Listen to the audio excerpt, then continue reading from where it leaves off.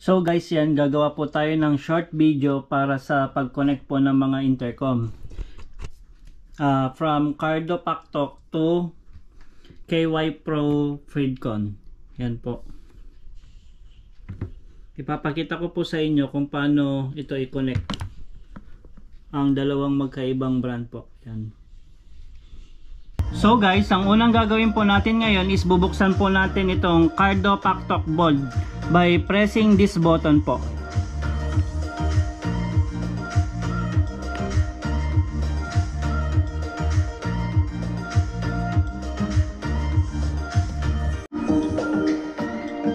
So guys, yung green light po pala is ibig sabihin is nasa mesh mode po tayo or DMC mode. Ito po kasi yung technology ni Cardo Paktok Bold. Kaya umiilaw po siya ng ganyan.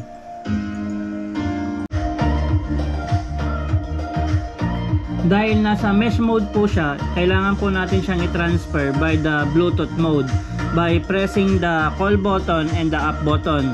Pipindutin po natin ito ng isang beses ng sabay po.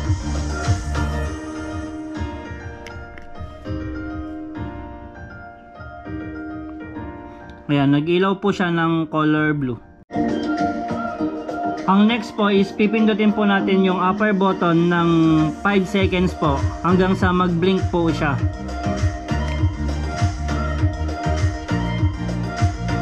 Ayan po, nagko-color red na po siya, nagbe-blink na po.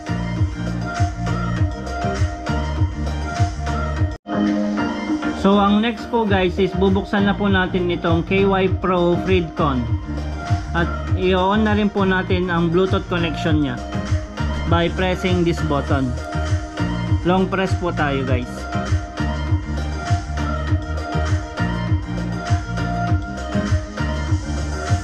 Ayan po, nagsa-search na rin po siya.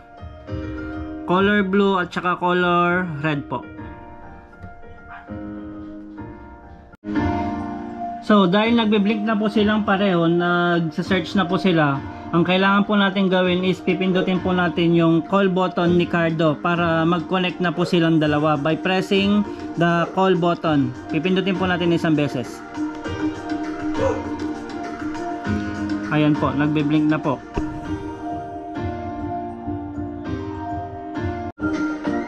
Ngayon guys, kulay blue na po yung blink ni Cardo Paktok. Ang ibig sabihin po nito is connected na po silang dalawa guys. Pero hindi po ibig sabihin pwede na po nating magamit yung intercom natin. May gagawin pa po tayong isang step para pwede na po tayong mag-usap guys. So para mag-communicate na po sila guys, kailangan po natin pindutin yung upper button ni Cardo Paktok dito po sa taas. Pwede rin pong pindutin yung kay KY Pro Freedcon dito po rin sa taas niya. Ayan po, ito, by pressing this button.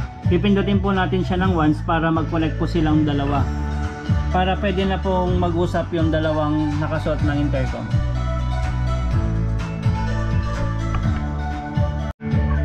So pipindutin na po natin dito sa taas.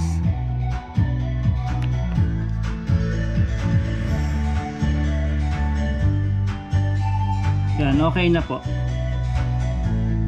Yan, so guys, tetestingin po natin kung nakakonect na po yung dalawang intercom. Po, nakatutok po yung camera kay KY Pro. Naririnig naman po siguro kung connected po silang dalawa. Ayan po, napakaganda po ng sound niya po, napakalinaw po.